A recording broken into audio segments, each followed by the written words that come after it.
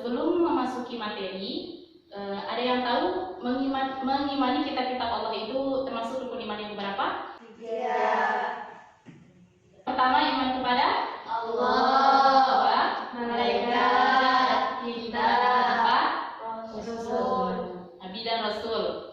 Yang kelima, hari kiamat, keenam, godaan. ada yang tahu ada berapa kitab yang wajib kita imani? Ada 4, Injil, Zabur, Taurat, dan Al-Quran. Jadi ada 4 kitab yang wajib kita imani. Sekarang kita lanjut ke materi.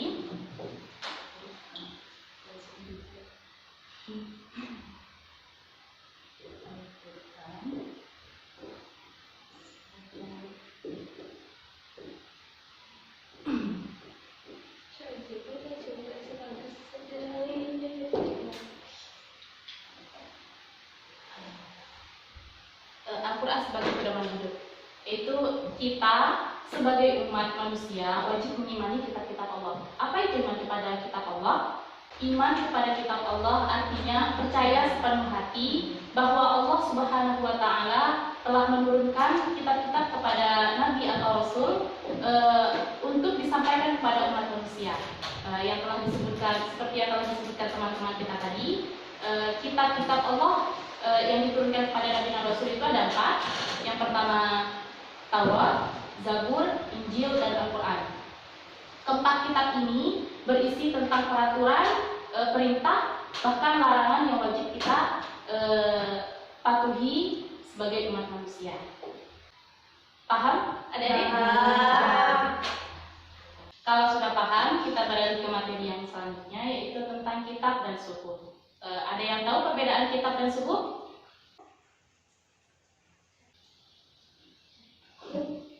Kalau kitab itu lembaran yang sudah dibukukan, yaitu kitab wahyu Allah yang diturunkan kepada nabi atau rasul yang sudah dibukukan. Kalau suhuf ini wahyu Allah yang diturunkan masih berupa lembaran-lembaran. Jadi suhuf ini lebih simpel isinya daripada kitab.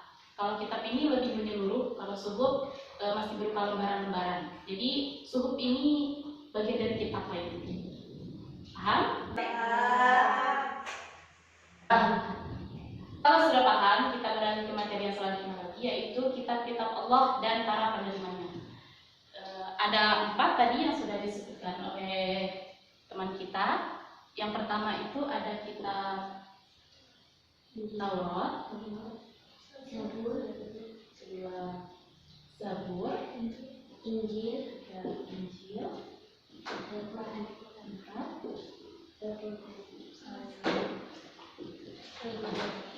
Nah, Taurat ini diturunkan kepada nabi siapa?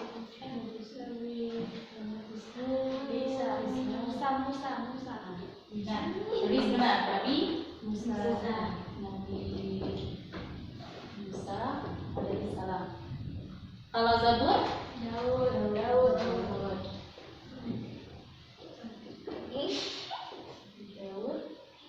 alaihissalam. Kalau Injil? Nabi Isa.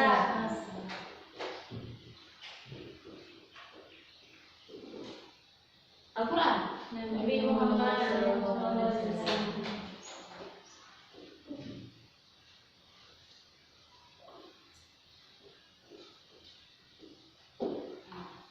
Nah, kitab-kitab ini sudah Allah turunkan kepada nabi-nabinya dan berisi tentang mengesahkan Allah. Semuanya tentang mengesahkan Allah, cuma dalam kitab-kitabnya ada perbedaan. Yang pertama itu kitab Taurat yang diturunkan kepada Nabi Musa alaihissalam. Dalam surah Al-Isra ayat 2 yang berbunyi, A'udzubillahi minasyaitonirrajim. Bismillahirrahmanirrahim. Wa ataina Musa al-kitaba wa ja'alnahu hudan li bani Israil alla tattakhidhu min duni wakila. Yang artinya, dan kami berikan kepada Musa kitab Taurat dan kami jadikan kepada petunjuk bagi Bani Israel dengan firman-Nya. Janganlah kamu mengambil pelindung selain aku. Quran Surah Al-Isra ayat 2. Jadi kitab Taurat ini diturunkan kepada Nabi Musa untuk disampaikan kepada kepada kaum-kaum Yahudi. Jadi kitab Taurat ini diperuntukkan kaum-kaum Yahudi. Dalam kitab Taurat ini berisi tentang 10 hukum dan 10 firman yang diterima Nabi Musa di Bukit Tursina. Jadi isinya dalam kitab Taurat ini terdapat 10 hukum atau 10 firman yang diturunkan kepada Nabi Musa di Bukit Tursina. Isinya itu yang pertama itu menghormati dan cintai Allah satu saja. Jadi walaupun diturunkan sebagai petunjuk kaum Yahudi atau Bani Israel, tapi isinya itu tetap menghormati dan cintai Allah saja, karena Allah yang menciptakan umat manusia dan seluruh alam semesta. Yang kedua, sebutkan nama Allah dengan hormat. Yang ketiga, kuduskan hari Tuhan, hari ketujuh atau hari Sabtu. Hormati ibu bapakmu, jangan membunuh, jangan berbuat cabul, jangan mencuri, jangan berdusta, jangan ingin berbuat cabul, jangan ingin memiliki barang orang lain dengan cara yang tidak halal. Jadi isinya itu tetap saja kayak mengesahkan Allah, mengagungkan Allah sebagai Tuhan alam semesta, tidak boleh menyekutukannya. Kemudian yang kedua yaitu kitab Zabur. Zabur diturunkan oleh Allah Subhanahu wa taala kepada Nabi Daud alaihissalam. Kitab ini berisi tentang kumpulan ayat-ayat yang dianggap suci. Ada 150 surat dalam kitab Zabur ini yang tidak mengandung hukum-hukum, melainkan hanya berisi nasihat, pujian, dan sanjungan kepada Allah Subhanahu wa taala. Jadi sama seperti kitab Taurat, kitab Zabur ini berisi tentang mengagungkan Allah Subhanahu wa taala. Kemudian kitab Injil. Yang ketiga, kitab Injil. Kitab Injil diturunkan kepada Nabi Isa alaihissalam. Kitab Injil ini dulunya yang aslinya itu berisi tentang tauhid, yaitu mengesahkan Allah dan tidak menyekutukan Allah. Nah, tapi di zaman sekarang ini banyak perubahan-perubahan dalam kitab Injil, banyak tangan-tangan yang mengubahnya dengan tidak bertanggung jawab, dan sehingga isinya itu berbeda dengan yang aslinya. Jadi banyak yang istilahnya menyekutukan Allah karena isinya sudah berbeda dengan yang aslinya. Yang terakhir itu ada kitab Al-Quran, yang diturunkan kepada Nabi Muhammad SAW. Nah, Al-Quran inilah kitab kita sebagai umat Muslim. Nah, Al-Quran ini sebagai pedoman hidup manusia atau petunjuk hidup manusia. Al-Quran ini diturunkan oleh Allah Subhanahu wa taala kepada Nabi Muhammad SAW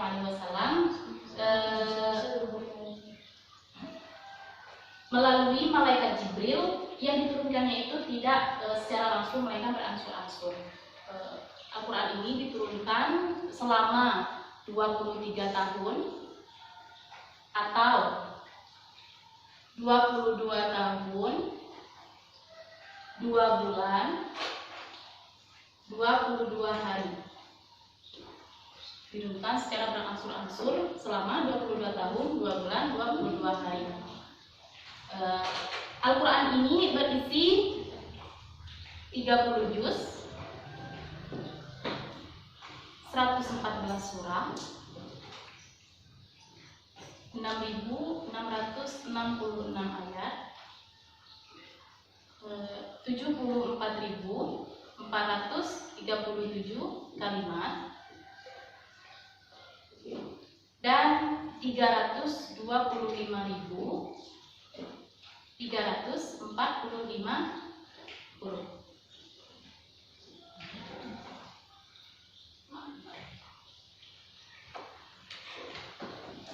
Jadi inilah isi surat-surat juz yang ada dalam Al-Quran. Ada yang tahu wahyu pertama kali yang diturunkan oleh Allah Subhanahu wa taala kepada Nabi Muhammad itu surah Al-Alaq ayat 1 sampai 5. Itu diturunkan tepatnya pada tanggal 17 Ramadan di Gua Hiro. Pada saat itu Nabi Muhammad sedang berkhulwah di Gua Hiro. Itu menyendiri di Gua Hiro. Nah, pada saat itu juga Nabi Muhammad diutus dan diangkat menjadi Rasulullah.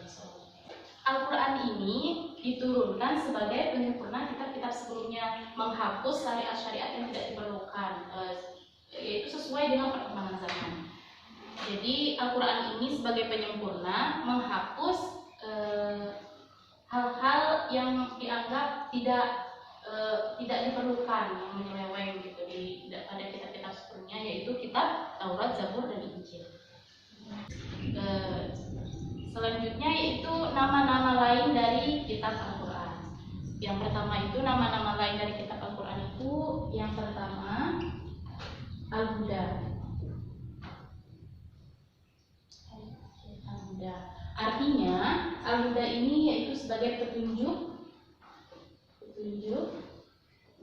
bagi umat manusia.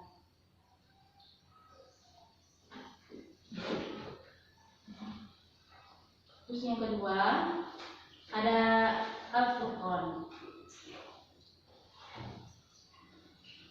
Artinya pembeda antara yang baik dan yang buruk.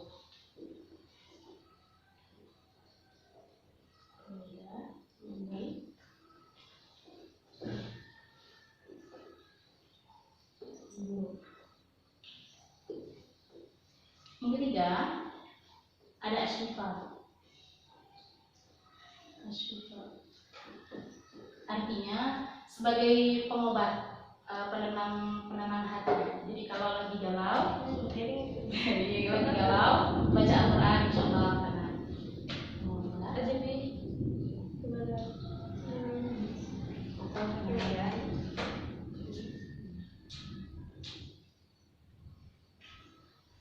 Kemudian ada tadi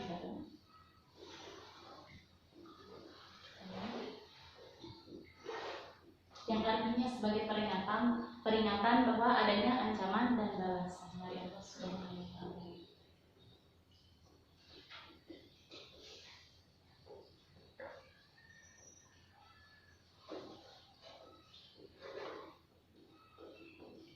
Yang terakhir ada Alkitab. Alkitab ini artinya Al-Quran adalah firman Allah yang sudah dibukukan. Paham?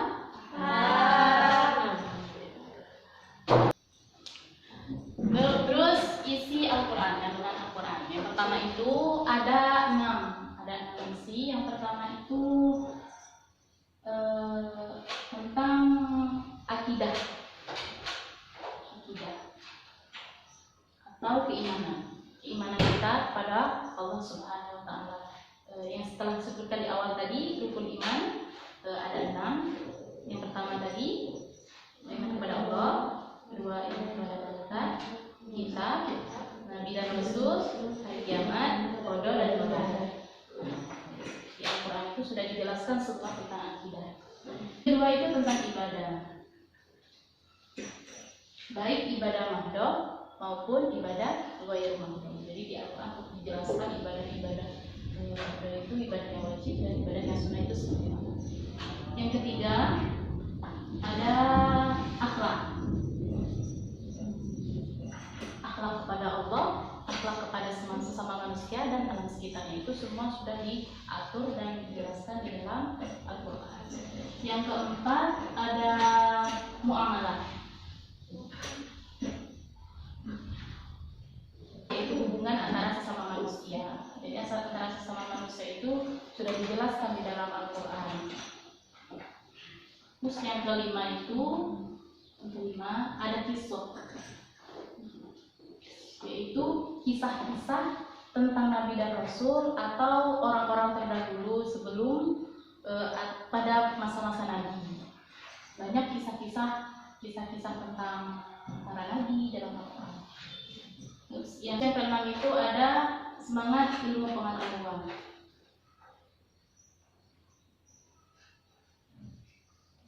Semangat untuk mengembangkan ilmu pengetahuan. Jadi ilmu pengetahuan ini sudah dijelaskan di dalam Al-Quran tentang sains, teknologi, tentang perkembangan zaman itu sudah diatur di dalam Al-Quran. Paham? Paham. Kemudian terakhir itu keistimewaan Al-Quran. Al-Quran ini kita sebagai umat umat muslim tentunya wajib mengimani kitab Al-Quran ini. Al-Quran ini sebagai petunjuk hidup kita. Di antara keistimewaan Al-Quran itu yang pertama sebagai petunjuk dan rahmat bagi orang-orang yang beriman dan bertakwa. Jadi orang-orang yang beriman dan bertakwa itu senantiasa mendapat petunjuk dari Allah Subhanahu wa Ta'ala dengan mengimani kitab Al-Quran. Yang kedua, sebagai informasi kepada setiap umat bahwa Nabi dan Rasul terdahulu mempunyai syariat, aturan, dan caranya masing-masing dalam menyembah Allah Subhanahu wa Ta'ala. Seperti yang tadi kisah-kisah tentang Rasul, Nabi-Nabi terdahulu, apa yang sudah dilalui mereka, sudah dicantumkan di dalam Al-Quran. Kemudian yang ketiga, Al-Quran sebagai kitab suci terakhir dan terjamin keasliannya. Jadi tidak ada campuran dari manusia. Isi Al-Quran itu murni asli dari Allah Subhanahu wa Ta'ala. Yang keempat, Al-Quran tidak dapat tertandingi oleh ide-ide manusia yang ingin menyimpangkannya. Yang kelima, membaca dan mempelajari isi Al-Quran merupakan ibadah. Jadi membaca Al-Quran itu termasuk ibadah dan mendatangkan pahala. Paham? Paham. Alhamdulillah sudah paham. Materinya selesai. Sekarang yang terakhir, kalau sudah paham, Ibu akan membagikan soal untuk kalian jawab sebagai bukti bahwa kalian sudah paham. Nanti diisi ya.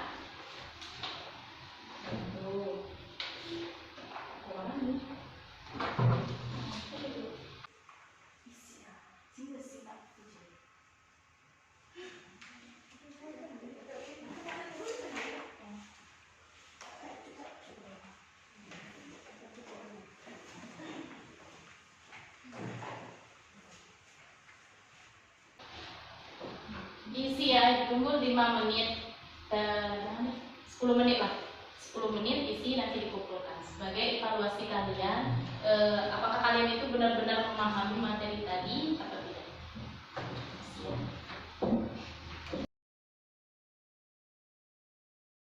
Sudah? Kumpulkan, Elis kumpulkan.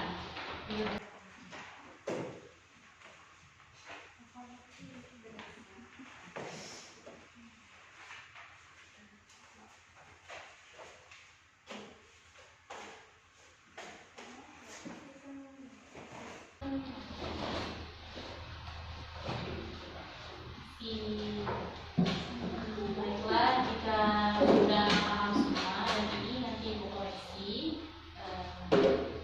kita lanjutkan materi minggu depan.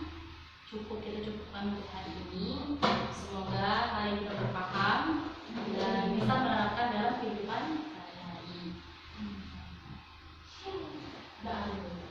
Kita tutup ya. Kita tutup dengan lafaz hamdalah. Sebelum itu doa dulu, baru kemudian pulang.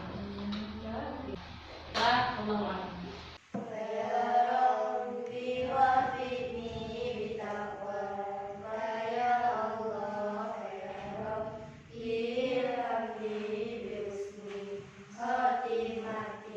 Assalamualaikum warahmatullahi wabarakatuh. Waalaikumsalam warahmatullahi wabarakatuh.